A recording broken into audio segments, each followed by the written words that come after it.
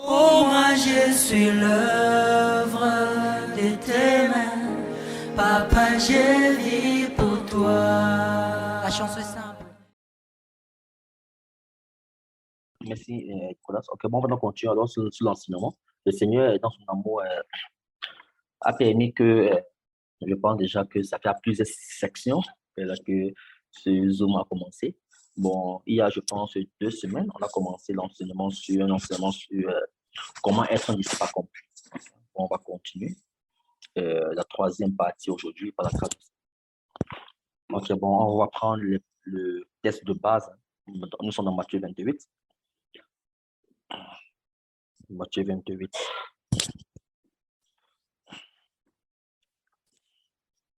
Comment être un disciple accompli et comment former des disciples accomplis.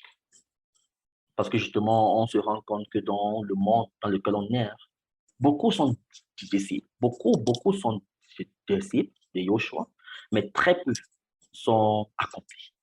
Okay, très peu sont accomplis parce qu'on peut voir justement beaucoup de manquements, on peut voir des choses euh, que des personnes font, hein, ces choses-là ne sont que des choses des bébés, des choses des ignorants, comme Paul pouvait dire, des népios, vraiment, des enfants, des ignorants.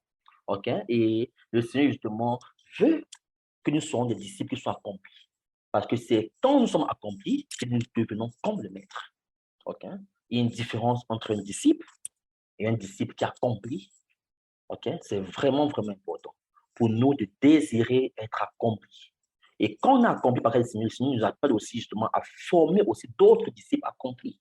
Parce que si le monde était rempli des hommes et des femmes qui sont accomplis dans Yahushua Mashiach, nous ne saurons pas où on a tout le monde. Parce que la première assemblée, la première église était composée des hommes et des femmes accomplis. Par exemple, là, on pouvait voir ces hommes, ces femmes qui donnaient leur vie pour le Seigneur qui étaient prêts à renoncer à leur vie, qui étaient prêts à renoncer à leur privilège, qui étaient prêts à renoncer à leur confort à cause de cette. Paul pouvait dire, toutes les choses que j'ai reçues, je considère ça comme de la boue, afin de gagner ma chair. Okay? C'était des hommes qui étaient accomplis. On pouvait voir Paul et Silas, 2 hommes accomplis dans une ville, qui leur présence dans une ville a bousculé toute une ville. C'est ça? 2 hommes dans une ville, leur présence a boosté parce qu'ils étaient accomplis. Parce que quand on a accompli, ça vient avec des prix, ça vient avec des choses terribles. On a commencé à voir cela par la grâce du Seigneur. Bon, nous sommes dans Matthieu 28, le verset 19.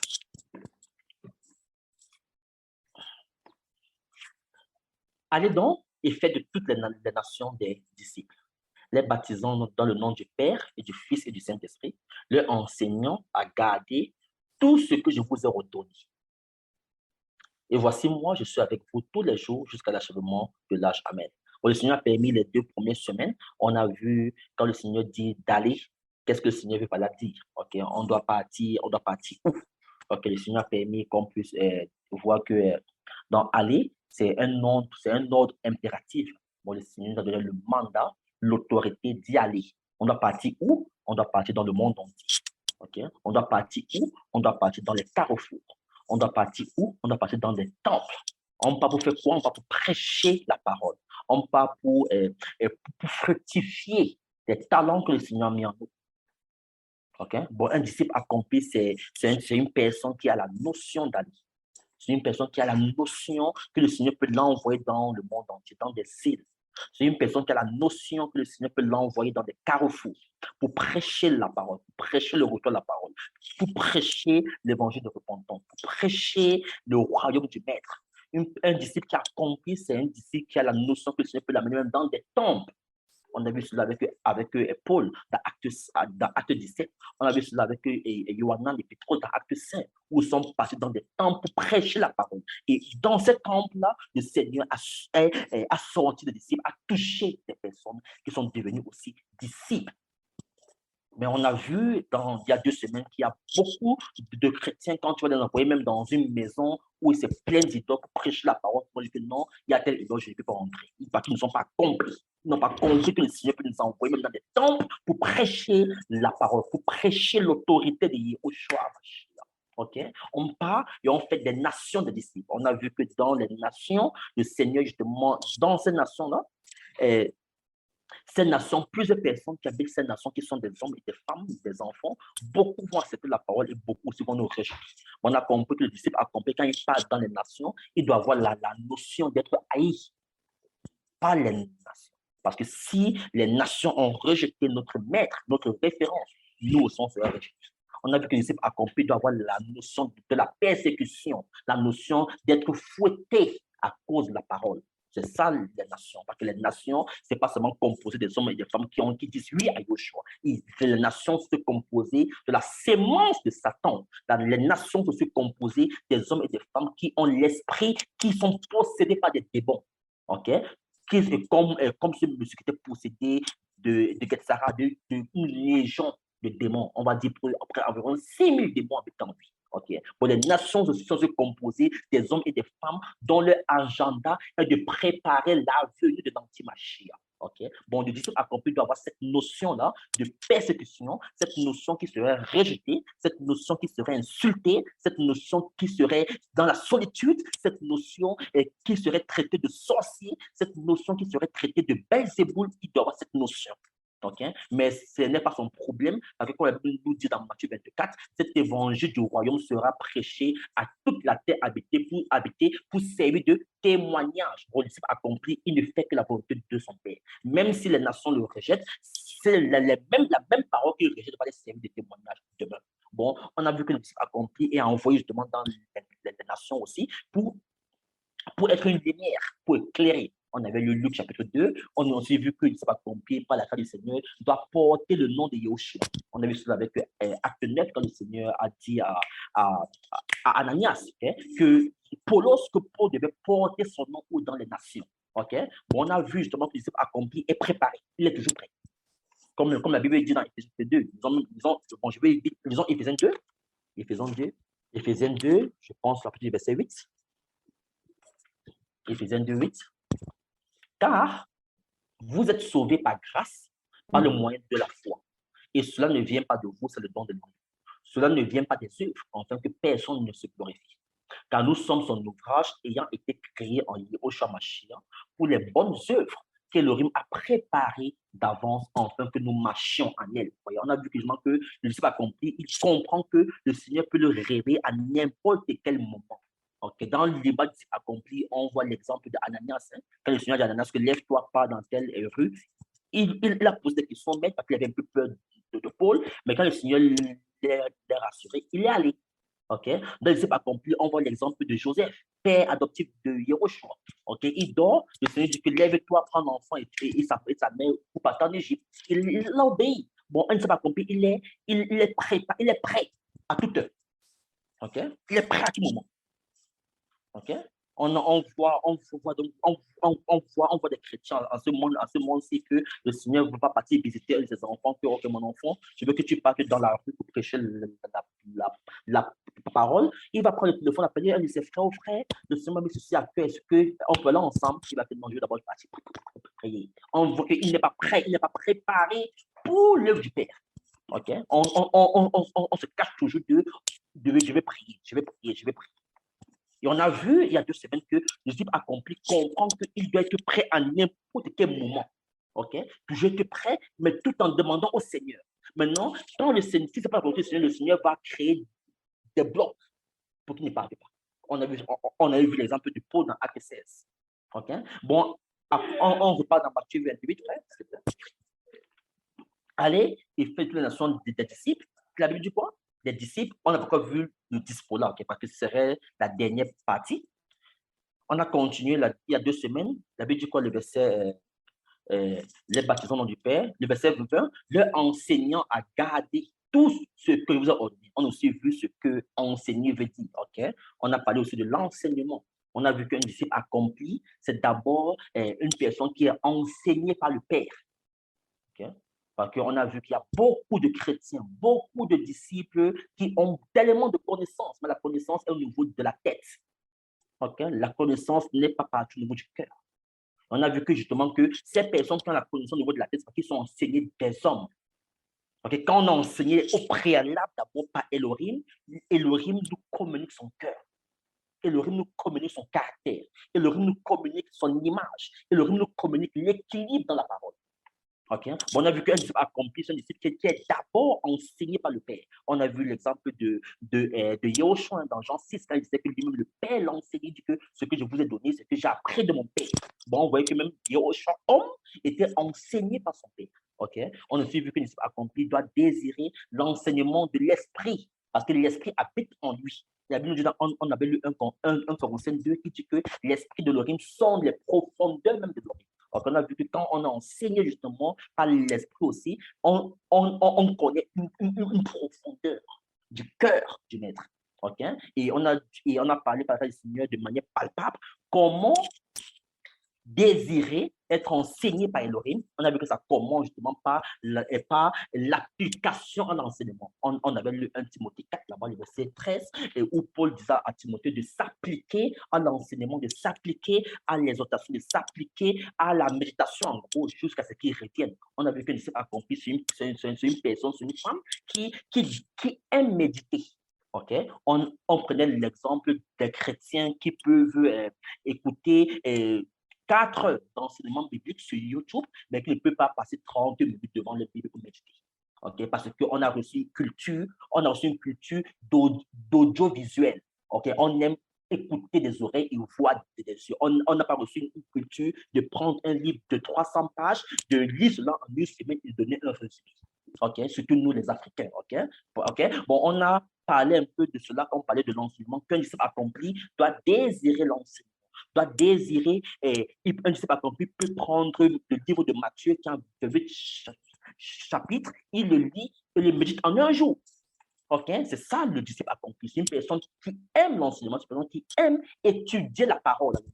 Bon, dans l'enseignement, on voit aussi l'étude. C'est une personne qui fait des recherches dans le but de connaître, pas dans le de connaître plus le maître, pas dans le but de partir et condamner les autres, pas dans le but de partir et lapider les autres, mais dans le but d'être de plus en plus conforme à l'image du Mashiach en passant par les eaux de purification. Parce que je veux que ça dit aux disciples dans Jean chapitre 13. Maintenant, vous êtes plus à cause de la parole que vous avez entendue. Bon, plus on passe la parole, plus on passe du temps dans la méditation de la parole, plus le Seigneur nous purifie.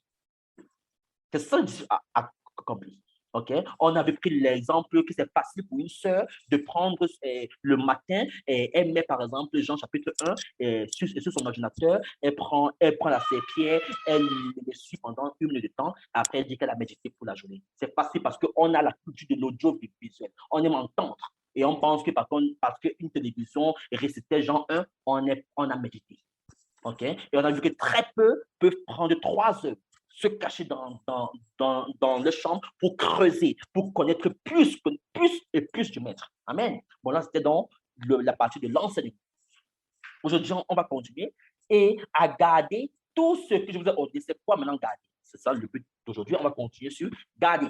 Enseignez-leur à garder. On garde quoi? Okay? Bon, c'est quoi? On va lire, mon frère, s'il te plaît, Jean. Commençons avec Jean, chapitre 8. Jean 8. À partir du verset 50, d'abord, on va descendre. C'est 52. Les Juifs lui disent donc, maintenant nous savons que tu as un démon. Abraham est mort. Et les prophètes aussi. Et tu dis, si quelqu'un garde ma parole, il ne goûtera pas la mort à jamais. Es-tu plus grand que notre père, Abraham, qui est mort? Les prophètes aussi sont morts. Et qui te fait toi-même? Yoshua répondit, si je me glorifie moi-même, ma gloire n'est rien. C'est mon Père qui me glorifie, lui que vous dites être votre Elohim. Et vous ne le connaissez pas, mais moi je le connais. Et si je disais que je ne le connais pas, je serais semblable à vous, un menteur. Mais je le connais et je garde sa parole. Bon, on comprend cela, on commence par Yoshua parce que c'est l'image, c'est la référence, okay? C'est notre modèle. Okay? Parce que dans le disciple accompli, on voit d'abord Yoshua, homme. On voit d'abord Jésus-Christ homme. Okay? C'est le premier disciple accompli. Okay? En tant qu'humain. Okay? Et en tant qu'humain, justement, on doit essayer de suivre ses voies. Comment est-ce que le Seigneur sur la terre s'est comporté? Comment est-ce que le Seigneur sur la terre s'est comporté pour qu'il soit ce disciple qui accomplit, qui a été agréé par son père. Ok, il dit ici quoi? Qu'il garde la parole de son père. Ça veut dire quoi? Un disciple accompli, comme on a vu, il garde quoi? D'abord la parole, d'abord les commandements de Dieu. Premier point. Bon, ça veut dire quoi? Un disciple accompli doit avoir la notion que quel qu'en soit ce que le monde peut lui proposer, quel qu'en soit ce que ton employeur peut te proposer, quel qu'en soit ce que l'investissement peut te proposer, si ce qu'il te propose est contre la parole de l'Église, est contre les commandements de l'oreille, ce disciple doit dire non. Et la Bible croit que le Seigneur, il gardait la parole. Et c'est quoi garder? Mon frère, tu peux un peu m'aider. Tu vas ouvrir le verset biblique. On peut voir ce que garder veut dire, le verset biblique. Je vais te donner, c'est quoi le strong vite fait là. Nous sommes on était dans Matthieu 28. Je vais te donner le numéro strong.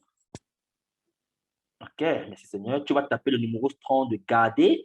Garder, c'est 50-83. On va descendre maintenant. C'est quoi garder? Garder veut dire s'occuper soigneusement. Garder veut dire prendre soin. Garder veut dire maintenir quelqu'un dans l'état où il est. Vraiment, vraiment. Tu vois? Bon, une disciple accompli doit avoir la notion qu'il doit s'occuper soigneusement de la parole de son Père. Un disciple accompli doit maintenir la parole dans l'état où elle est. Bon, un disciple accompli ne corrompt pas la parole de Dieu. Un disciple accompli ne change pas les versets pour pouvoir justifier son péché. Un disciple accompli ne prend pas la parole et falsifie, comme vous pouvez dire dans 2 Corinthiens 2. On lit 2 Corinthiens 2. 2 Corinthiens chapitre 2. Qu'est-ce que la Bible nous dit dans 2 Corinthiens 2? 2 Corinthiens 2 à partir du verset 17.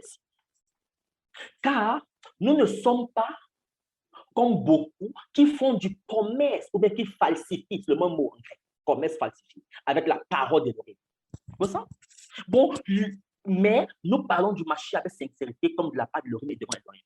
Bon, le disciple accompli a la notion de ne pas faire du commerce, de ne pas falsifier, de garder la parole dans l'état où elle est, l'état qui a été communiqué. Mais combien d'assemblées, combien de soi-disant chrétiens font des choses abominables? Combien de soi-disant chrétiens font des choses que le Seigneur rejette? Combien de soi-disant chrétiens croient qu'il y a Dieu le Père, Dieu le Fils, Dieu le Saint-Esprit? Combien de soi-disant chrétiens réunissent que Jésus-Christ est le véritable Élohim? Combien de soi-disant chrétiens falsifient la parole dans le but de pouvoir nourrir le ventre? Combien de soi-disant chrétiens, frères et sœurs, font du commerce avec la parole de l'oreille? Bon, le disciple accompli a la notion de garder la parole du maître, la notion de garder les commandements du maître. Et ces commandements, comme Jean nous dit dans 1 Jean, ne sont pas pesantes. Bon, si on n'a pas la notion de garder le commandement du maître, quelle qu'en soit la situation, quelle qu'en soit, souvenez-vous un peu, frères et sœurs, l'église, la première église. Souvenez-vous un peu de Stéphanos, dans Acte 7, ou pour Étienne, communément dans cette version de la Bible.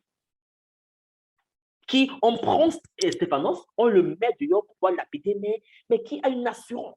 Il n'a pas dit que non, arrêtez. J'ai fait une erreur, je réunis Jésus. Il a gardé la parole. Il a gardé la parole telle qu'elle était communiquée par les apôtres, frères et sœurs. Il a gardé la parole dans son intégrité. Mais cette parole a été falsifiée, a été changée par en parenthèse, les pères d'église. Les Paul, les Pierre ont prêché un seul Elohim, mais Tertullien vient et dit que non, c'est très facile à comprendre que comment Jésus-Christ était sur la foi homme et à la fois Elohim, il y a Dieu le Père, et on appelle ça la Trinité. Athanas vient après lui, il continue dans la même abomination. C'est ça? C'est l'homme qui fait toutes ces choses-là, qui crée des choses pour pouvoir et justifier son péché. Son péché. Mes frères, le Seigneur dit dans Matthieu, vous avez reçu gratuitement, donné gratuitement. Cyprien de Carthage vient dans les années au 3e siècle. Non. C'est très facile, la gratuité. On met la dîme. Pour dire que maintenant, pas la dîme, les soi-disant pasteurs évêques devaient vivre par la dîme. Cyprien de Carthage, un homme, hein? Environ en presque 200 ans après la mort de Yahushua Mashiach. Les hommes qui viennent et qui falsifient, qui ont fait du commerce. Bon, pour qu'on soit accompli, on doit avoir la notion, comme Paul pouvait dire, je ne veux rien. Il dit, hein, nous ne sommes pas comme beaucoup qui font du commerce. Parce qu'ils étaient accomplis. Ils se distinguaient de ces soi-disant hommes de Dieu. Ils se distinguaient de ces soi-disant prophètes. Ils se distinguaient d'eux. Parce qu'ils étaient accomplis. Frère. Et aussi dans la parole, on va lire, frère, on va lire Matthieu, s'il te plaît. Matthieu, chapitre 19, du verset 16.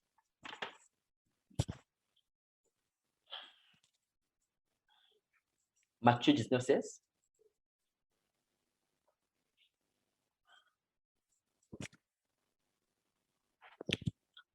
Et voici, quelqu'un s'approchant lui dit, bon docteur, que dois-je faire de bon pour avoir la vie éternelle? Mais il lui dit, pourquoi m'appelles-tu bon? Personne n'est bon excepté un seul, Elohim. Mais si tu veux entrer dans la vie éternelle, garde les commandements. C'est le même mot grec, hein, garder. Le même mot grec. Garde. Prends soin. Dans l'état où tu as reçu, garde cela. Observe les commandements. Et c'est quoi ce commandement? Il lui dit, lesquels? Oh, c'est monsieur. Quand Luc, la Bible dit que c'était un docteur de la loi qui a posé cette question au Seigneur. Et Yoshua lui dit, tu n'assassineras pas, tu ne commettras pas d'adultère, tu ne voleras pas, tu ne diras pas de faux témoignages. Honore ton père et ta mère, et tu aimeras ton prochain comme toi-même. C'est ça? Tu ne commettras pas d'adultère. Combien de soi-disant chrétiens disent que non, je suis fiancé avec telle sœur, on peut commencer à vivre ensemble le concubinage. Combien même j'ai utilisé la parole pour justifier le péché. Tu ne voleras pas. Combien de personnes volent? Tu ne diras pas de faux témoignages. Combien de personnes partent de maison après maison pour les commérages? Pour dire des faux témoignages dans le but de salir, d'atteindre la réputation de quelqu'un. Tu honoreras ton père et ta mère. Combien déshonorent leurs parents en ce temps de la fin, frère? Combien? Combien déshonorent, combien réunissent même les parents? Ils réunissent les parents. Ton parent qui t'a porté pendant 9 mois et qui t'a éduqué, qui a fait tout. Parce que maintenant, si tu peux un peu travailler, tu réunis. Ton papa est même malade, ta maman est même malade. Tu n'as même pas soin de partir les visiter pour les acheter des médicaments, rien. On les déshonore et on veut être accompli. Donc, parce que beaucoup sont emportés à tout vent de doctrine. Parce que quand on les voit, ils ne sont pas accomplis. Oh, Shilo, alléluia. Les parents, oh, merci Seigneur. On va lire un passage. Ta grâce fait de toi. C'est dans Luc. Merci Saint-Esprit, c'est ta grâce. Alléluia. Oh, Père, tu es très bon. On va lire Luc. Luc. Je pense c'est Luc, chapitre 2. Luc, chapitre 2. On va lire le verset 48. Alléluia. Oh, Père, ta grâce, aide-nous, Père. Luc 2, 48. Et en le voyant, il fut choqué. Et sa mère lui dit, mon enfant, pourquoi as-tu agi ainsi avec nous?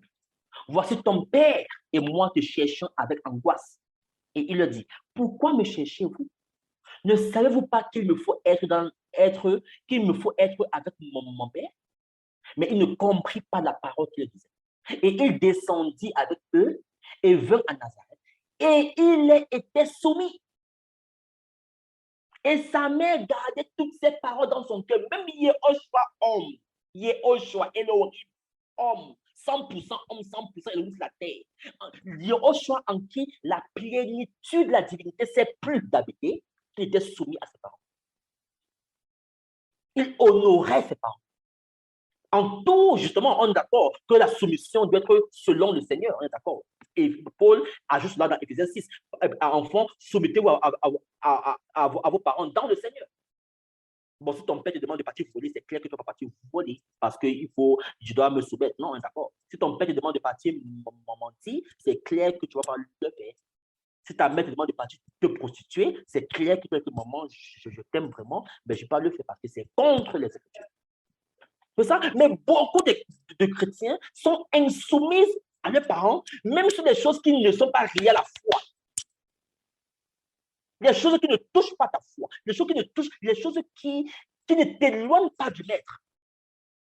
On est soumis à nos parents. On déshonore nos parents. Parce que beaucoup, frères, beaucoup ne sont pas plus. Beaucoup sont encore des ignorants, beaucoup sont encore des enfants. Beaucoup. Honore ton père et ta mère. Garde-le, observe-le. Et nous, qu'est-ce qu'on fait?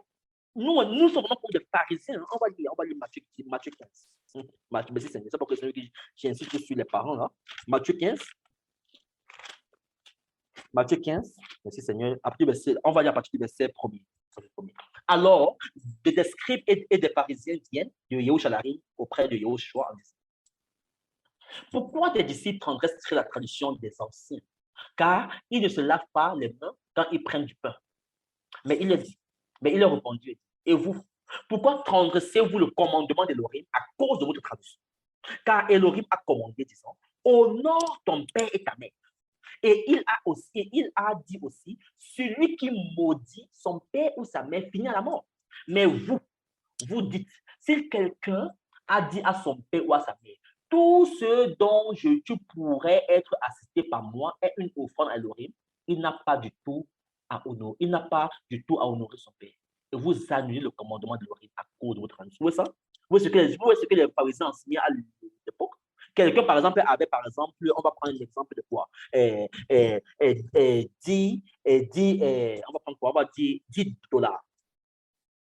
Sur les $10, son père était dans le besoin. Et les pharisiens ont enseigné que si tu as $10 et que ton père est dans le besoin, si tu n'as pas encore payé ton offrande et que tu assistes ton père, tu es pécheur. C'est ce qu'ils enseignaient. Qu'il faut d'abord commencer par l'offrande. Et tu laisses ton père et ta mère. Et beaucoup sont dans le cas.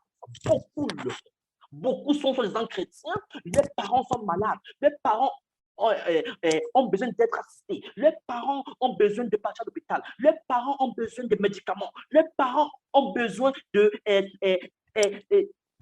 un peu épanouis. Ils sont soi-disant allés dans leur église donner des dîmes, des millions, pensant que le Seigneur les agrée. Ils déshonorent leur père. Combien de soi-disant chrétiens rejettent les parents, soi-disant qu'ils sont sorciers? Combien? Combien, frères et sœurs? Combien même soi-disant chrétiens partent de ville après ville, ils prêchent la parole, mais n'arrivent pas à parler. Ça fait 10 ans qu'ils n'ont pas dit bonjour à leur père et leur mère. Combien? On s'active des choses compliquées gratuitement. On n'a pas que très peu sont accomplis, très peu ont le cœur du maître, très peu ont le caractère de Yehoshua, très peu. Et on doit garder. Bon, donc, le disciple accompli, c'est une disciple qui garde, qui observe soigneusement à la lettre la parole du Seigneur, qui observe soigneusement les commandements du Mashiach, frères et sœurs, qui observe, qui n'observe pas plus combien de... C'est pour que le Seigneur veut que j'insiste sur ça, on entend même sur le premier point. Combien de soi-disant chrétiens, frères et sœurs, observent plus les traditions des hommes? Combien de soi-disant chrétiens observent plus les traditions des hommes que la parole du Seigneur? La Bible nous dit quoi dans Colossiens? On va lire Colossiens, chapitre 2.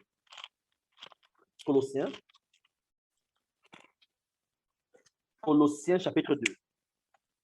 La grâce de gloire. On va lire à partir du verset 4. Or, je dis cela afin que personne ne vous trompe par des discours persuasifs conduisant les autres à l'erreur. Car si je suis absent de corps, néanmoins, je suis avec vous en esprit, me réjouissant et voyant votre ordre et la fermeté de votre foi que vous avez en Mashiach. Ainsi, quand vous avez reçu Mashiach, Yehoshua, le Seigneur marche en lui, étant enraciné et édifié en lui et affermi dans la foi, tel qu'on vous l'a enseigné, abondant en elle avec action de grâce. Verset 8. Prenez garde que personne ne fasse de vous sa proie par le moyen de la philosophie et d'une vaine tromperie, selon la tradition des humains, selon les rudiments du monde et non selon Mashiach. Combien de chrétiens sont la proie des personnes qui les prêchent la philosophie, qui les prêchent les choses de la vaine tromperie, qui les prêchent les traditions des humains? Combien de soi-disant chrétiens peuvent facilement obéir aux traditions des humains et réaliser la parole?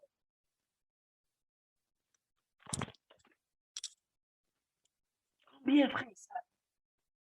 Combien de soi-disant chrétiens peuvent facilement embrasser les traditions de leurs pères qui sont contre la parole et qui disent la parole? Non, ça, je ne peux pas le faire. Mais ils se réclament quand même du Mashiach. Ils se réclament quand même être disciples.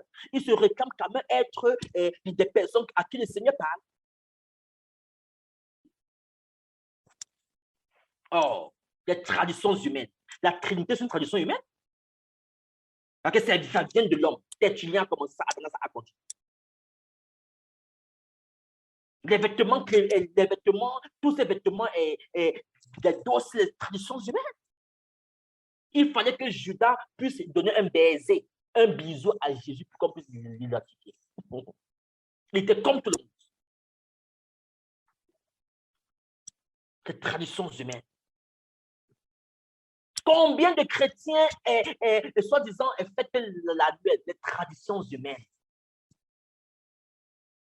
Combien de chrétiens le 31 décembre à 23h59, ils sont debout quand le premier commence à 0, premier 0-0. Oh Seigneur, merci pour ta grâce. Merci. Cette année, je déclare prospérité. Les traditions humaines, c'est grégorien, frère. C'est les calendriers grégoriens. Combien de soi-disant chrétiens aiment suivre les traditions des hommes? Les traditions, ils sont entrés dans ça. Mais la parole de Dorim, ils n'obéissent pas. La parole de Yoshua, ils ne le font pas. Oh Seigneur, je déclare cette nouvelle année 2022, au nom de Yoshua, je serai la tête et non la queue. Je déclare la prospérité. Je déclare. Bon, tu penses que du 31, 23-59 au premier minuit, il y a un changement? Tu ne vois pas qu'on nous a dupés pendant des années?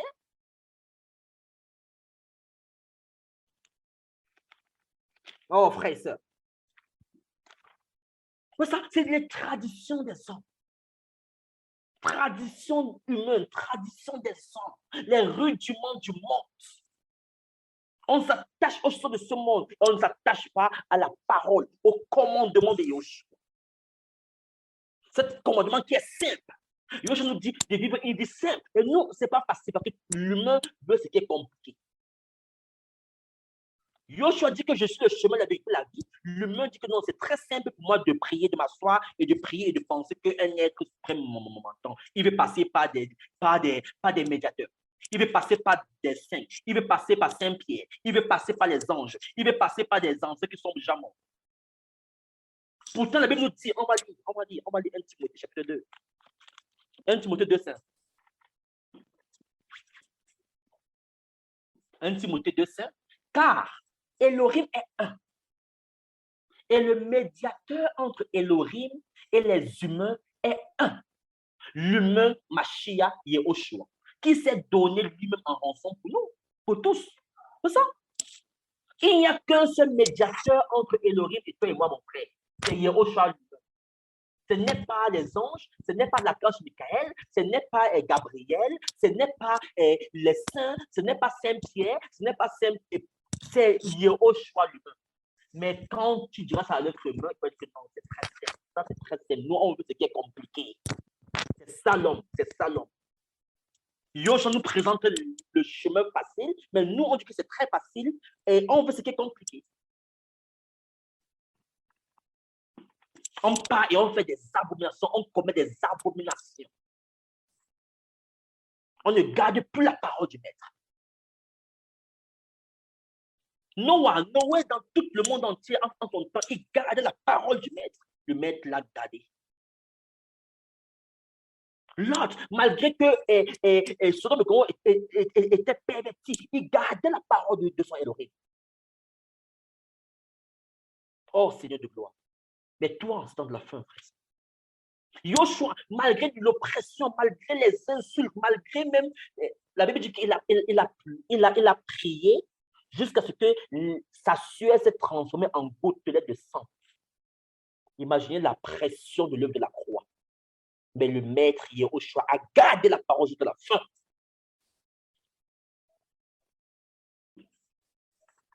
Mais nous, sommes des hommes chrétiens.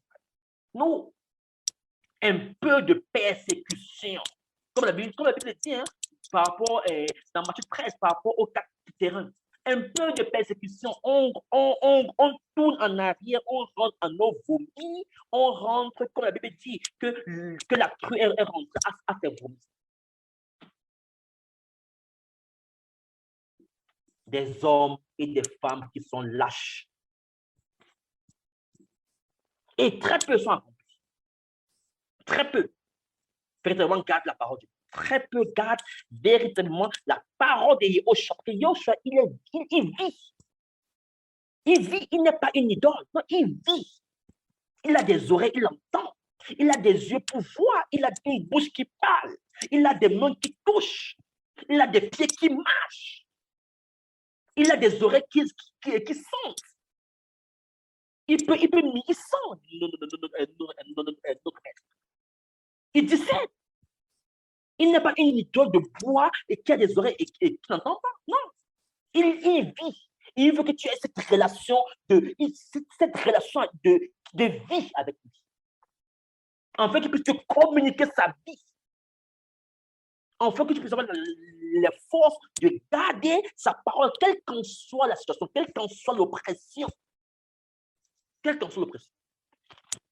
On lit Luc chapitre 14. En fait. Luc 14. Le verset 26. Or, de grandes foules faisaient route avec lui. Il se retourna et leur dit, si quelqu'un vient à moi et ne hait pas son père et sa mère, sa femme et ses enfants, ses frères et ses sœurs, et même son âme propre, il ne peut être mon disciple. Vous voyez ça? Et quiconque ne porte pas sa croix en venant après moi ne peut être mon disciple. Car lequel d'entre vous, voulant bâtir une tour, ne s'assied premièrement et ne calcule la dépense pour voir s'il a de quoi l'achever. Ça, cela, ce n'est pas haïr d'un point de vue, haïr, ne pas aimer, hein, ne pas porter quelqu'un en rancune. Non, c'est dans le veut dire en gros que si tu aimes plus ton père, plus ta mère, plus ta femme, plus tes enfants, plus ton frère, tes soeurs, même toi-même, plus que moi, je ne l'ai pas dit. Bon, le Seigneur venu faire comprendre qu'un disciple accompli, c'est quelqu'un qui aime Yehoshua plus que tout. C'est quelqu'un qui aime Jésus-Christ de tout son cœur, de toute sa force, de toute sa pensée, de tout son esprit, de toute son âme. Il aime Jésus-Christ d'abord. C'est d'abord Jésus et après. Ce n'est pas d'abord les gens et après Jésus.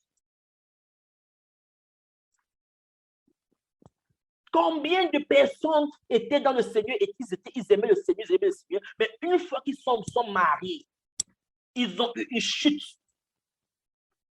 Même dans le temps de prière et de méditation. Combien de personnes, quand ils voulaient un enfant, ils prenaient des temps de jeûne, de prière, Quand le Seigneur les accordait un enfant, ils ont pris une chute dans le temps de prière et de méditation. Combien de chrétiens qui priaient au Seigneur pendant accorde-moi un travail, ta grâce, accorde-moi un travail. Le Seigneur donne le travail. Une fois travaillé, ils prennent une chute dans le temps de prière et de méditation et d'intimité. Combien? Après, on devient comme Adam. Non, Seigneur, ce n'est pas moi, c'est la femme que tu m'as donnée. Non, ce n'est pas moi, c'est le travail que tu m'as donné. Ce n'est pas moi, Seigneur, c'est les enfants que tu m'as donnés. Ce n'est pas moi, Seigneur, c'est là. On accuse les autres.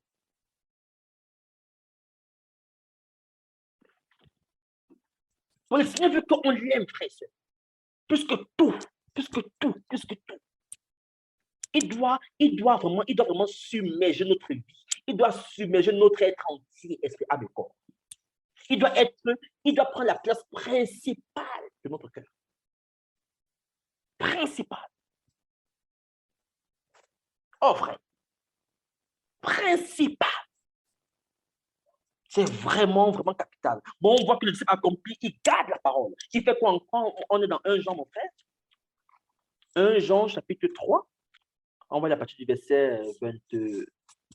Jean 3, tu vas descendre là-bas. Je vais ma Bible ici vite fait. Et voilà, à partir du verset 21. Non, commence à partir du verset même 19.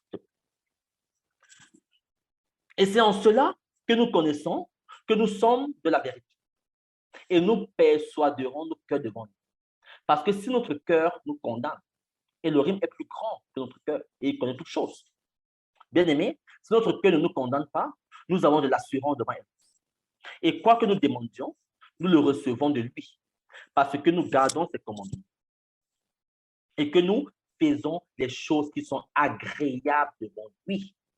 Et c'est ici son commandement que nous croyons au nom de son Fils Yeshua Mashiach et que nous nous aimons les uns les autres selon le commandement qu'il nous a donné. Et celui qui garde ses commandements demeure en lui. Et lui en celui-là, et par là, nous connaissons qu'il demeure en nous par l'esprit qu'il nous a donné. Bon, celui qui garde les commandements du Seigneur, justement, il fait quoi? Et le Seigneur habite en lui, le Seigneur demeure en lui, il demeure. C'est ça? Bon, le disciple accompli, il fait quoi? Il garde les commandements. Il fait les choses qui sont agréables à Elohim. Le disciple accompli, frère et soeur, il croit, il a foi en Yoshua. La foi. Il connaît en qui il a cru. Le disciple accompli, frère et soeur, qu'est-ce qu'il fait? Il aime le Seigneur et il aime aussi son prochain. Et combien de soi-disant même chrétiens, même dans leur, combien de soi-disant chrétiens, ce sont des personnes qui aiment les disputes, qui aiment les animosités, qui aiment des choses que le Seigneur n'agrée pas.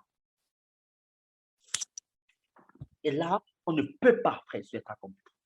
Si on ne garde pas les paroles, si on ne garde pas les commandements du maître, si on ne garde pas, frère et soeur, les principes du maître, si vraiment on ne s'occupe pas de manière soigneuse, en gardant dans l'état où qu'on a reçu les Écritures. Donc, garder, on est toujours, on va lire 1 Jean 5. 1 Jean 5, le verset 1er. 1 Jean 5. Quiconque croit que Yoshua est le Mashiach a été engendré de l'Orient. Et quiconque aime celui qui a engendré, aime aussi celui qui a été engendré de lui. À ceci, nous savons que nous aimons les enfants de Elohim. Lorsque nous aimerons Elohim et que nous garderons ses commandements, car ceci est l'amour d'Elohim, que nous gardions ses commandements et ces commandements ne sont pas pesants. C'est ça? Jésus-Christ dit aussi dans Jean 15 là-bas que si vous, Jean 15, je pense, si vous m'aimez, gardez mes commandements. Il dit que si on aime, on va garder ses commandements. Bon, on ne peut pas dire qu'on aime Elohim, on garde ses commandements. Nous sommes des menteurs si c'est le cas. C'est ça? Car ceci est l'amour de l'Elohim, que nous gardions ses commandements. Lorsque nous aimons Elohim, nous gardons ses commandements. Et ces commandements, ce n'est pas seulement les commandements écrits. C'est des commandements oraux. Le Seigneur va venir te visiter en songe. Ma fille, j'aimerais que tu passes voir telle veuve et que tu la portes à manger et que tu parles de mon amour. Est-ce que tu obéis? Est-ce que tu obéis? Mon enfant, je veux que tu passes dans tes villages pour une semaine pour prêcher la parole. Est-ce que tu obéis? Ou tu as dit non, Seigneur, dans ce village-là, ce n'est pas confortable. Où est-ce que je vais dormir? Je ne peux pas. Le Seigneur a envoyé Samuel partir parler à Saul, hein, de partir en guerre et de tuer tout le monde. Mais Saul a tué les gens, mais Saul a gardé quoi? Les vaches grains. Selon l'homme, c'était un peu comme rien. Parce qu'il avait un peu, selon l'homme, il peut avoir une bonne intention. Parce qu'il avait tué les petits, mais il a gardé les gras. Mais le Seigneur l'a disqualifié. Parce qu'il a désobéi à un commandement oral. À une instruction orale. À une parole orale. C'est bon, dans le commandement, ce n'est pas seulement les commandements écrits de la lettre. Ce n'est pas seulement ce qui est écrit dans les Écritures. C'est aussi la pensée que le Seigneur te communique pour son œuvre. C'est aussi la pensée que le Seigneur te communique pour une nation. C'est aussi la pensée que le Seigneur te communique pour ta famille. Le Seigneur ne peut pas te réveiller à 4 heures, mon enfant, lève-toi, prie. Pour la nation, prie pour le président, prie pour les députés, prie pour les maires. Non, Seigneur, il est encore 4 heures du matin, le sommeil encore bon, je vais dormir. Tu n'es pas accompli. Le accompli, il est domestique, il est esclave. Il est vraiment, c'est quelqu'un que sa vie n'a plus un sens. Sa vie ne lui dit plus rien, en gros, parce que sa vie a un sens en Yoshua, on est d'accord? Donc, c'est quelqu'un dont sa vie ne lui dit plus rien. C'est quelqu'un qui souffre. Qui souffre pour Yoshua. C'est quelqu'un qui a choisi que mon enfant, vas-y, il le fait. C'est quelqu'un en qui Yoshua sa confiance. C'est ça, je ne sais pas comment. Et oui. Pourquoi dans tous les disciples qui étaient à Damas, le Seigneur il est parti parler à Ananias? Mais il connaissait que Ananias accompli, Ananias pouvait partir et lui délivrer le message tel que reçu. D'autres personnes comme ça, là, alléluia, le Seigneur pouvait donner des messages, il partait, mais il disait autre chose. Imagine que le Seigneur avait parlé à un disciple de Démas qui n'était pas compris, mais qui était encore un raciste, que le Seigneur était encore de travailler sur le racisme. Et que le Seigneur allait lui dire que non, pas dire à Paul que je t'envoie dans les nations, il va dire que non, Paul, le Seigneur t'envoie seulement à Israël, rentre-moi à Jérusalem et prêche ça là-bas. Mais le Seigneur nous connaît. La Bible dit aussi qu'il connaît ce qui est dans l'ordre. On va lire Jean. Merci Seigneur. On va lire Jean. Oh Père, ta grâce. Jean chapitre 2, le verset, alléluia, le verset 24.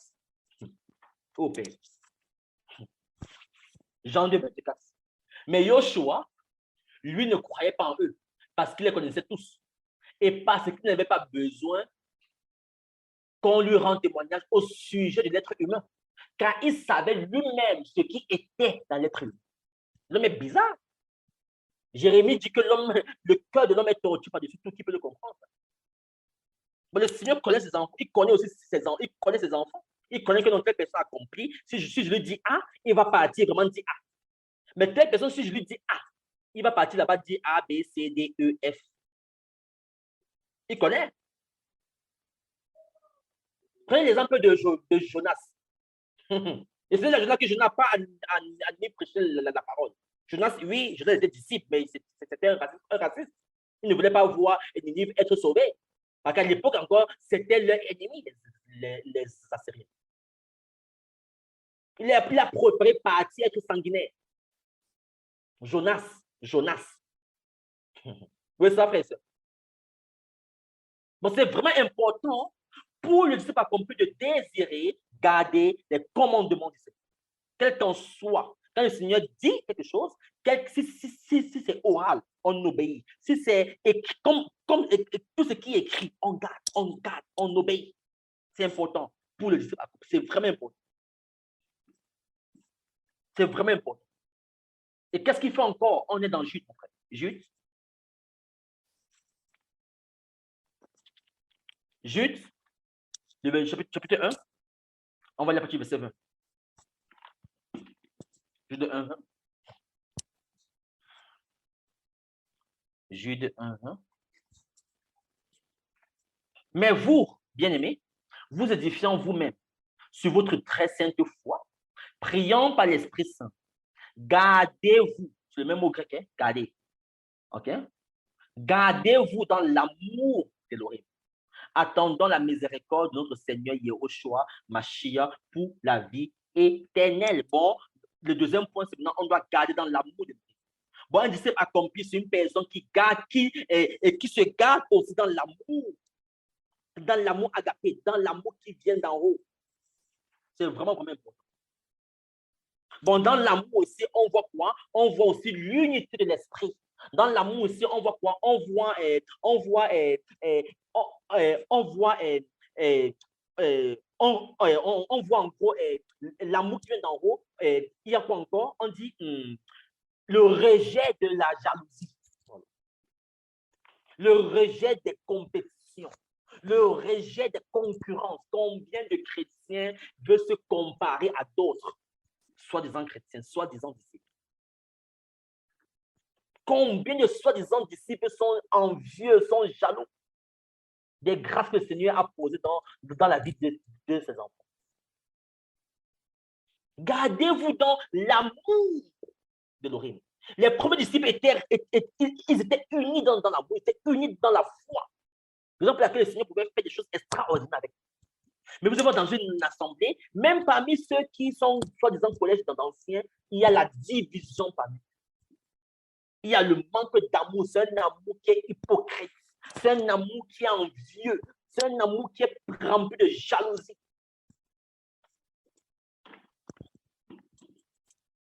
C'est vraiment important. Et quand on a accompli pour ça, tout ce que le Seigneur nous enseigne pour qu'on soit accompli, c'est ce qu'on doit communiquer aux gens aussi, hein, pour les former. D'où le but, c'est comment être accompli et comment former. Bon, quand le Seigneur te communique ces choses-là, tu dois aussi transmettre ces mêmes choses-là en fait que les gens soient aussi formés. L'unité de l'amour, frère. Il y a combien de soi-disant dénominations dans le milieu chrétien? Dénomination Sainte-Pierre ne parle pas à la dénomination Sainte-Jean. Dénomination la manne cachée ne parle pas à la dénomination source d'eau vive. Si un chrétien de la manne cachée pas prier dans l'assemblée, l'eau vive, le pasteur l'appelle et le convoque. Chrétien. Oh, nous sommes bizarres. Oh, Père. Combien de soi-disant chrétiens vont partir en route? Même ceux qui se disent soi-disant envoient la parole, hein, qui vont partir dans la rue, quelqu'un veut te stopper pour te parler de la parole. Non, je connais déjà. Moi, ça va. Comme si tu as le monopole de la vérité, le monopole de la connaissance.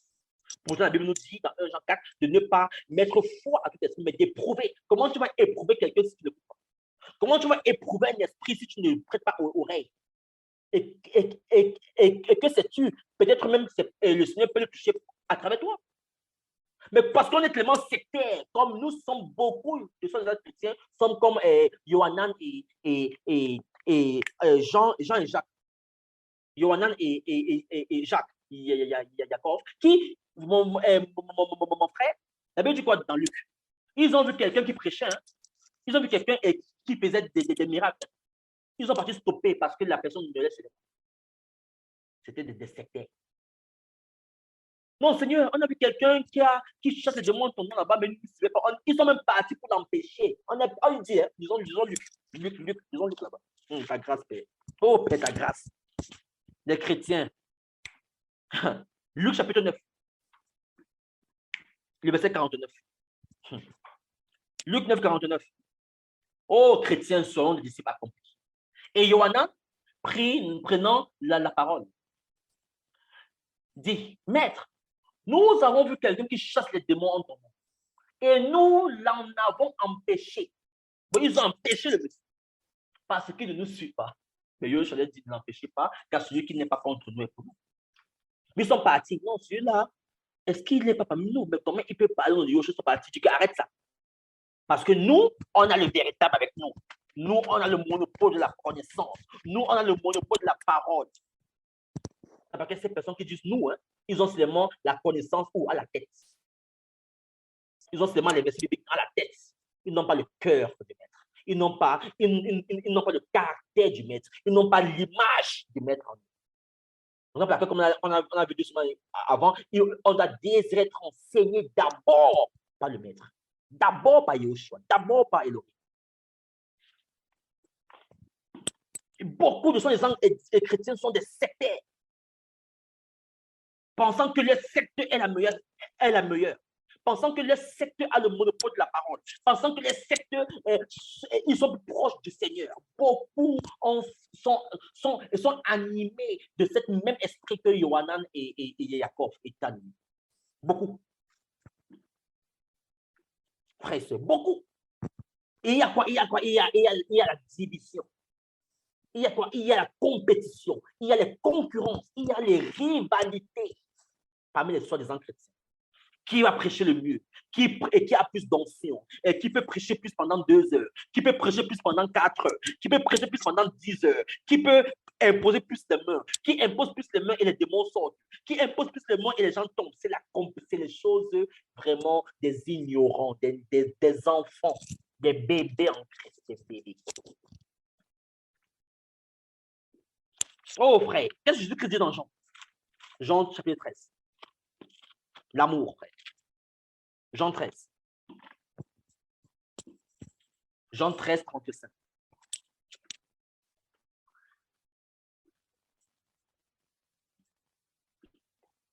Jean 13, 35.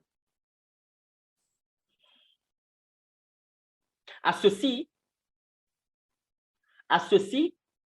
tous connaîtront que vous êtes mes disciples si vous avez de l'amour les uns pour les autres. C'est ça? Beaucoup de soi-disant chrétiens ne donnent plus un goût à ce monde. Parce que quand quelqu'un qui est païen, qui veut venir en Christ, il voit comment 2 chrétiens qui soi-disant prient ensemble, qui soi-disant parlent au rakashiki, mais qui toujours, ils se haïssent, ils se font des coups bas, ils sont surpris que, oh, comment ces gens-ci, ils n'ont pas l'amour entre eux. Ils ont soi-disant le même père. On ne donne pas l'envie à ce monde. Oui, on ne donne pas l'envie à ce monde. L'Église a aussi sa part de responsabilité, hein, pour la paganisation de ce monde. L'Église a aussi sa part de responsabilité.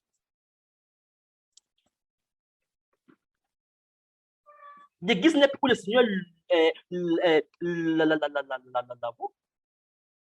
l'Église n'est plus là. L'Église n'est plus à sa position, frère. Où sont les sentinelles? Où sont ces sentinelles qui crient auprès du Seigneur pour la nation? Où sont ces sentinelles qui crient pour les vies auprès du Seigneur? Où sont ces sentinelles qui crient pour les familles, frère? Où sont ces sentinelles que, malgré le processus qui intercède, le Seigneur puisse garder ses enfants de monde? Où sont ces sentinelles? Où sont ces femmes? Où sont ces hommes qui donnent l'envie au monde? Où sont-elles? Où sont-elles? Ces sentinelles sont dans l'angoisse. Ces sentinelles sont dans la peur. Ces sentinelles sont dans l'angoisse, dans la peur, dans la timidité. Ces sentinelles sont dans les recherches des biens de ce monde. Ces sentinelles sont là. Ô Père, en ceci, tous connaîtront que vous êtes mes disciples si vous avez de l'amour les uns pour les autres. Toi, ma soeur qui chante avec ta soeur qui est dans vous êtes dans une équipe de chant, est-ce que tu l'aimes déclarer? Toi, mon frère qui appelle ton frère compagnon d'œuvre, est-ce que tu l'aimes véritablement? Ou c'est un amour qui est basé sur l'intérêt? Ou c'est un amour qui est basé sur les conditions?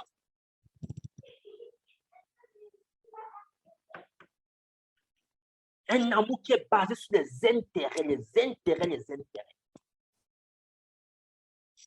Oh Père, sauve-nous.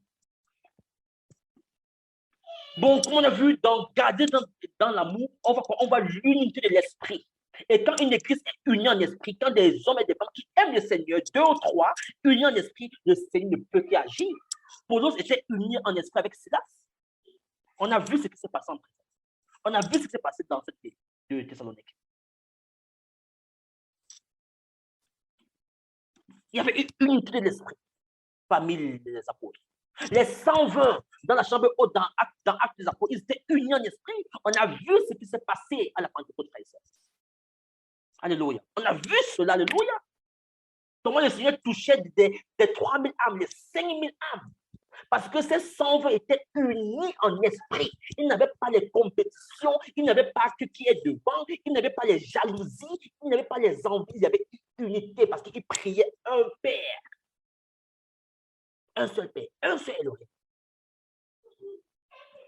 Oh Père, oh frère, il y a trop de jalousie dans la chrétienté, trop de jalousie, frère. Si on veut voir les vrais jaloux, c'est dans la chrétienté. Et si on veut aussi voir les gens qui se méfient les plus, c'est dans la chrétienté. Là. Les gens sont encore plus méfiants.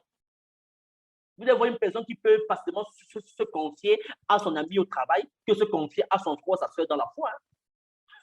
La confusion généralisée. C'est ça parce que très peu sont accomplis, très peu sont comme le maître, très peu sont comme Yehoshua, très peu, on peut les compter, très peu. Très peu. Nous sommes dans Éphésiens chapitre 4.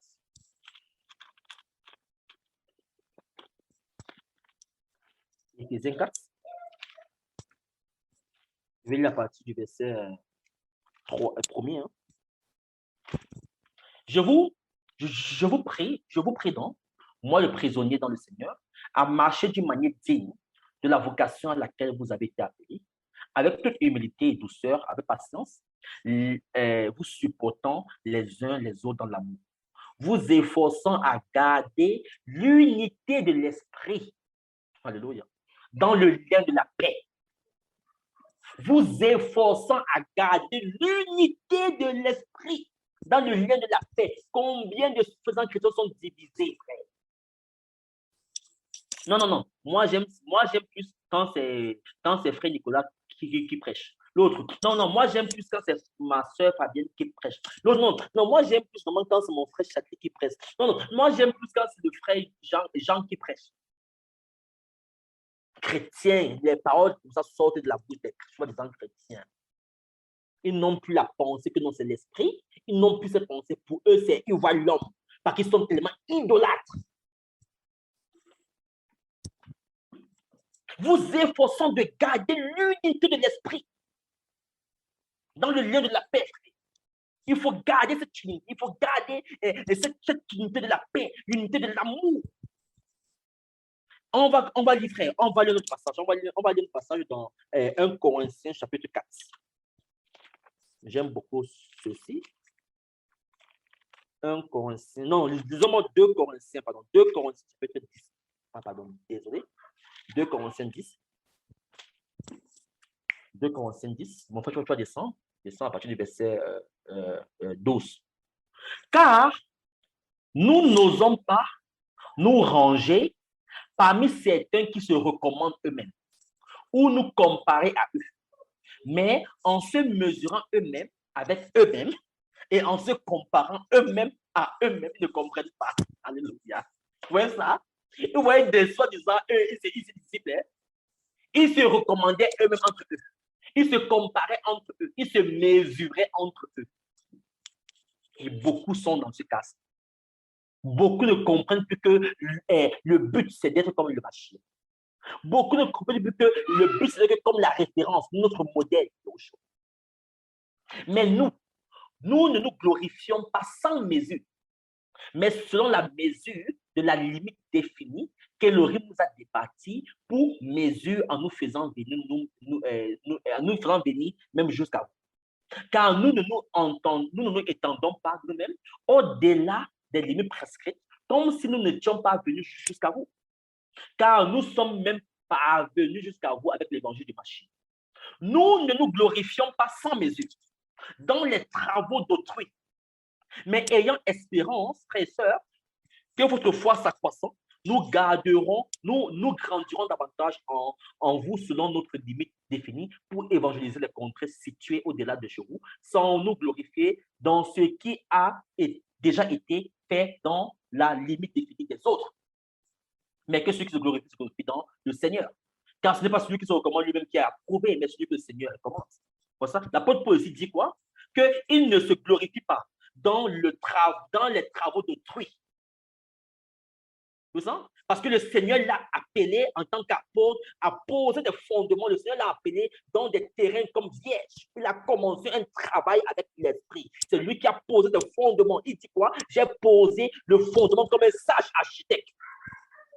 Bon, il y a des hommes, il y a des femmes que le Seigneur, dans le corps du Mashiach, va appeler justement dans un terrain vierge que personne n'a commencé à travailler. Et toi, que le Seigneur n'a pas appelé comme ça, ne sois pas envieux. Il y a aussi des personnes que le Seigneur, bien que le fondement est déjà posé, il va maintenant t'appeler à construire sur le fondement qui est posé. On voit cela dans Jean chapitre 4. On est dans Jean 4. Jean chapitre 4. Le verset 34. Yoshua le dit. Mon aliment est de faire la volonté de celui qui m'a envoyé et d'accomplir son œuvre. Ne dites-vous pas encore, encore 4 mois et la moisson vient. Voyez-vous, dis-je, levez les yeux et regardez les champs. Ils sont déjà blancs pour la moisson. Or, celui qui moissonne reçoit le salaire et amasse le fruit pour la vie éternelle. Enfin que celui qui sème et celui qui moissonne se réjouissent ensemble. Car en ceci, la parole est véritable. Autre est celui qui sème et autre celui qui moissonne. Pour moi, je vous ai envoyé moissonner là où vous ne vous êtes pas fatigués. D'autres se sont fatigués et vous êtes entrés dans leur travail. Vous voyez ça? Les apôtres sont entrés dans le travail des autres, d'autrui. C'est qui c'est autrui? Le travail de Moïse.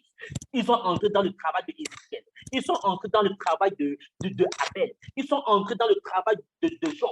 Ils sont entrés dans le travail de Élie. Ils sont entrés dans le travail d'Ésaïe. Ils sont entrés dans le travail de Osée. Ils sont entrés dans le travail de Jérémie. Par exemple, ils ont prêché la parole à Jérusalem, en Israël seulement. Mais Paul, c'était les nations. Bon, il fallait commencer un fondement. Et Apollos est venu arroser après. Mais tous sont serviteurs de l'oreille. Mais parmi nous, les chrétiens, il y a la jalousie. Non, je veux aussi commencer nouveau comme ce frère. Je veux aussi commencer nouvelle comme cette sœur. D'autres disent que non, je veux aussi participer en construire. C'est la confusion, c'est la jalousie globalisée. Bon, un disciple accompli a la notion que le Seigneur peut le faire moissonner ou d'autres ont déjà commencé à travailler. Un disciple accompli a la notion que le Seigneur peut lui faire commencer un travail au début. Il ne doit pas se glorifier. Hein. Paul dit quoi dans 1 Corinthiens chapitre 3? 1 Corinthiens 3. Le verset 1 Corinthiens 3. On va aller à partir du verset 6. Oh, alléluia. Il dit, j'ai planté, Apollos a arrosé, mais c'est Elohim qui fait croître. Ainsi, ce n'est pas celui qui plante qui est quelque chose, ou celui qui arrose, mais Elohim qui fait croître.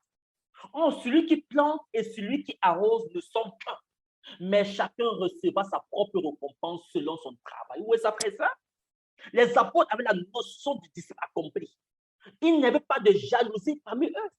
Apollos n'a pas dit que non, Seigneur, moi je vais être celui qui plante. Paul n'a pas dit que non, Seigneur, moi je vais être celui qui arrose. Parce qu'ils avaient cette notion qu'il y a des gens, qu'il y a des frères et sœurs dans le corps du Mashiach qui ont reçu cette autorité de planter. Il y a d'autres qui ont reçu l'autorité rien que d'arroser. Mais il n'y a pas de jalousie parce que tous ont fait, chacun fait sa part de le Seigneur. Mais on voit des disciples qui ne sont pas accomplis, qui sont pleins de jalousie. Il dit quoi dans 1 Corinthiens 4, frère?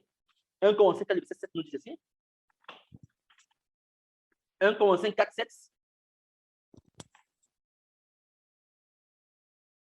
Car qui est ce qui te distingue? Mais qu'as-tu que tu n'aies reçu? Et si tu l'as reçu, pourquoi te glorifies-tu comme si tu ne l'avais pas reçu? C'est ça? Qu'est-ce qui te distingue entre ton frère? Non, je suis plus fort, je suis plus élevé, je suis plus. Qui est ce qui te distingue? Ce que tu as là, tu n'as pas reçu ça gratuitement. Mais pourquoi tu te glorifies comme si tu n'as pas reçu ça? Bon, un disciple accompli, frère et sœur, n'est pas dans les jalousies. Un disciple accompli, quand il voit comment le Seigneur opère par un frère, opère par une sœur pour le corps, il s'en réjouit parce qu'il est aussi béni, il en bénéficie, il est aussi participant de cela. Un disciple accompli, quand il voit comment le Seigneur utilise un frère pour l'œuvre de Mashiach, il s'en réjouit, il prie, il glorifie le Maître.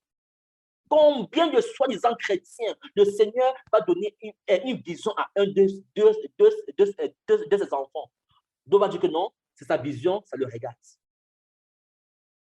Si toi et moi, on partage le même Père, tu es supposé être aussi concerné sur les choses, sur les affaires de notre Père. Pas que non, Nicolas a reçu la vision, c'est sa vision à lui. Non, Fabo a reçu la vision, c'est sa vision à elle. Fred a reçu, c'est pour lui à lui. Comme on entend ça beaucoup dans la bouche des soi-disant chrétiens. Il n'y a plus l'amour. Il n'y a plus l'unité. Il n'y a plus la paix. Et c'est quoi, frères et sœurs? C'est la confusion, c'est la jalousie, c'est vraiment la confusion, c'est la jalousie.